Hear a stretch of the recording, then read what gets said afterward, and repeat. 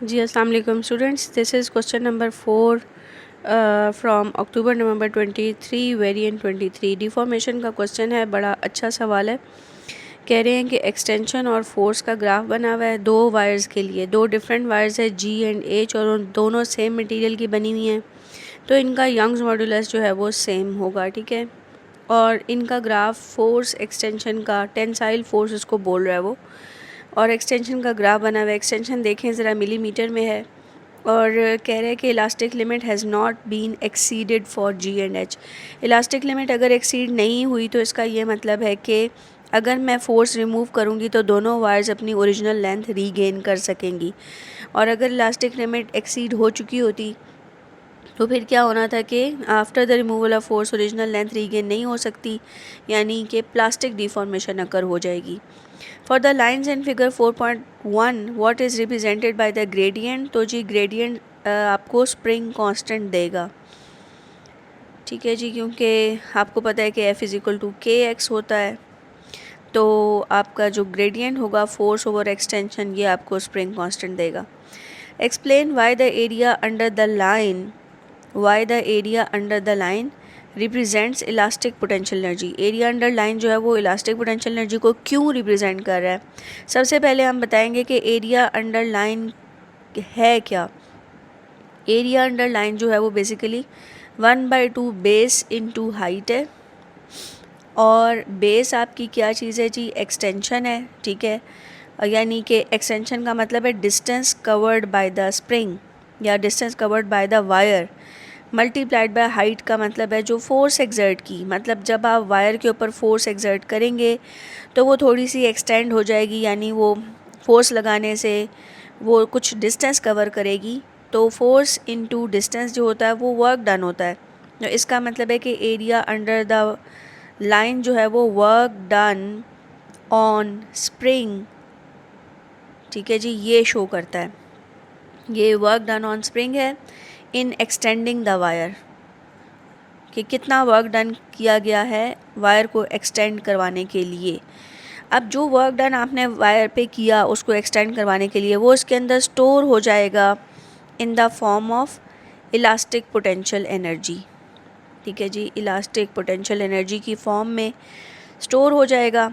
और जब आप फोर्स हटाएंगे तो इलास्टिक पोटेंशियल एनर्जी वापस पहले काइनेटिक में कन्वर्ट होगी और फिर वो at the end internal energy of the wire में कन्वर्ट हो जाएगी। तो बेसिकली उसने कहा कि why area under the line represents elastic potential energy, तो मैं कहूँगी कि area under line is equal to work done on the spring in extending the wire and that work done is converted into elastic potential energy of the wire, यानी increase in elastic potential energy होगी। कह रहे हैं कि wires G and H are joint together end to end. End to end का मतलब है कि एक तार ऐसे है, फ़र्ज़ करो ये जी वायर है और फिर उसके बाद एच वायर है, to form a composite wire. इन दोनों ने मिल के एक तार बनाई है कंपोजिट वायर, जिसको कह रहे हैं और इसका वेट निग्लिजिबल है, ठीक है, यानी कि वायर का वेट अपना नहीं है। The composite wire Hanks vertically from a fix support, एक फिक्स सपोर्ट से आपने उसको हैंग कर दिया है जी। आगे क्या कह रहे हैं ये लोग, उसके बाद जी इसमें वो कह रहा है कि a block of 2 newton is attach to the end of the wire. 2 newton का ब्लॉक आपने वायर के साथ अटैच किया हुआ है। Use figure 4.1 to determine extension of the wire G and extension of the wire H. Okay, 2 newton की force लग रही है, तो आपको वापस ज़रा पीछे डायग्राम पे जाना पड़ेगा और यहाँ पे जी आप ज़रा देखें कि 2 न्यूटन की फ़ोर्स पे, 2 न्यूटन की फ़ोर्स पे ये जी के ऊपर एक्सटेंशन ज़रा चेक करें तो ये 0.29 मिलीमीटर बन रही है, और सॉरी एच के ऊपर 0.29 बन रही है और जी वाले पे 0.39 मिलीमीटर बन रही है। तो ये जी हम सीधा वहाँ जाके ये दोनों एक्सटेंशंस लिख लेंगे, ठीक है। दोनों एक्सटेंशंस मिलीमीटर में ही हैं, तो हमें यहाँ पे कन्वर्जन करने की फ़िलहाल ज़रूरत नहीं है। जी की जी 0.39 थी और एच वायर पे 0.29 मिलीमीटर थी। Calculate the total elastic potential energy of the composite wire due to the weight. तो दोनों वायर्स की अलग अलग आपको इलास्टिक पोटेंशियल एनर्जी निकालनी पड़ेगी। Elastic potential energy of H आ जाएगी 1/2 बेस इंटू हाइट, और जब आपने वेट 2 न्यूटन का लगाया हुआ है तो बेस यानी 0.29 इंटू 10⁻³ और फोर्स कितनी लगाई हुई है आपने 2 न्यूटन की। ये पहले आपका ये आंसर निकलेगा, फिर इलास्टिक पोटेंशियल एनर्जी ऑफ जी निकलेगी, और इसी तरह बेस यानी कि एक्सटेंशन है, यानी एक्स एक्सिस पे एक्सटेंशन है, उसको हम कन्वर्ट ज़रूर करेंगे क्योंकि जाउल्स में वैल्यू चाहिए, और फोर्स ये लगाएंगे तो जाउल्स में आंसर आएगा, अदरवाइज मिलीमीटर कन्वर्ट ना किया तो गलत आंसर आ जाएगा। फिर आप दोनों को ऐड कर लेंगे तो ये टोटल पोटेंशियल एनर्जी आ जाएगी। नेक्स्ट पार्ट में कहता है G the original length of G is L, एक इन्फॉर्मेशन उसने ये दी है, और दूसरी कह रहा है कि the original length of H is 1.5 L, दूसरी इन्फॉर्मेशन वो ये दे रहा है। और आपने रेशो निकालनी है cross section area of the wire की, जी की वायर की एरिया क्रॉस सेक्शन और एच के साथ। तो ये सबसे पहले जी यहाँ से स्टार्ट करते हैं। ये देखें जी हम लोग कर क्या रहे हैं, हम लोग ये देख रहे हैं कि सबसे पहले यंग्स मॉड्यूलस का फार्मूला ये लिखा क्योंकि उसमें एरिया आता है, फिर हमने एरिया को सब्जेक्ट बना लिया और हमने देखा कि उसमें फोर्स आ रही है, लेंथ, यंग्स मॉड्यूलस और एक्सटेंशन, ठीक है। अब मैंने फिर ये लिखा यहाँ पे, आप देख सकते हैं कि G and H made from the same material, G and H जो है सेम मटेरियल से बने हुए हैं, तो वाई जी और वाई एच जो है वो सेम होगा। तो जब मैं इनका एरिया जो है जी और एच का ऊपर नीचे डिवाइड करूँगी, यानी एरिया की पहले मैं इक्वेशन बनाऊँगी जी के साथ, फिर एच के साथ, और फिर एरिया को डिवाइड करूँगी, तो ये वाली जो टर्म है यानी यंग्स मॉड्यूलस वाली टर्म वो कैंसिल हो जाएगी।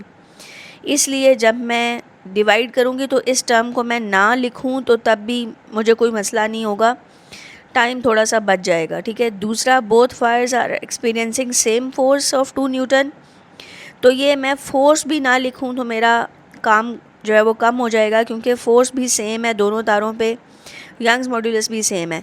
तो एरिया में जो रेशो लेते वक्त, यानी जब मैं रेशो लूँगी एरिया की जी और एच की, तो उनमें फोर्स और यंग्स मॉड्यूलस कैंसिल हो जाएंगे क्योंकि ये दोनों वैल्यूज़ ऊपर नीचे सेम होंगी। अगर आप चाहें तो मैं आपको यहाँ पे बता भी सकती हूँ कि एरिया ऑफ जी ये आ जाएगा force of G divided by Young's modulus of G, बल्कि मैं इसमें इनको अलग अलग नहीं लिखूँगी, इनको एफ़ ओवर यंग्स मॉड्यूलस लिख के, और बाकी जो है वो length over extension, I think so यही था, हाँ जी, लेंथ ओवर एक्सटेंशन, ये जी का आ गया, लेकिन ये जी की लेंथ और जी की एक्सटेंशन डिफरेंट है, ये दोनों मैंने सेम ही रखा। इसी तरह एरिया ऑफ एच मैं लिखूँगी तो वो भी F over Y Young's modulus same होगा, लेकिन बाकी जो चीज़ है length of H and X of H जो है ना वो डिफरेंट होगा, ठीक है जी।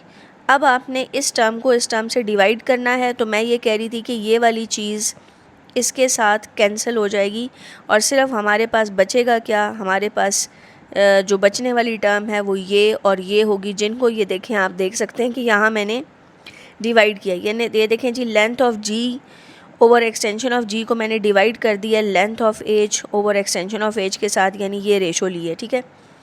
और जब डिवीज़न साइन को हम मल्टीप्लिकेशन में कन्वर्ट करते हैं तो ये जो डिवीज़न के बाद वाली टर्म है वो उसका रेसिप्रोकल हो जाता है, वो उलट जाती है। ये देख सकते हैं मैंने इसको उल्टा दिया और ये मेरा फाइनल आंसर आ गया है। तो ये है जी, इसमें छोटा सा ट्विस्ट था कि फोर्स और यंग्स मॉड्यूलस को हमने जो था ना वो निकाल देना था, या आप चाहें तो लंबा काम भी कर सकते हैं, उसको प्रॉपर लिख लें तो भी बेहतर है, कोई मसला नहीं है, बट वो थोड़ा सा लेंथी हो जाएगा। अदरवाइज़ अगर आप ये चीज़ें साथ में लिख देते हैं तो फिर आपके मार्क्स पूरे आएंगे क्योंकि आपने ये सब इन्फॉर्मेशन उसे दे दी है, तो वो समझ जाएगा कि वो कट हो गया और डायरेक्ट इसने एरिया जो है वो इसके ऊपर लिख लिया है, ये एल और एक्स के ऊपर लिख लिया है।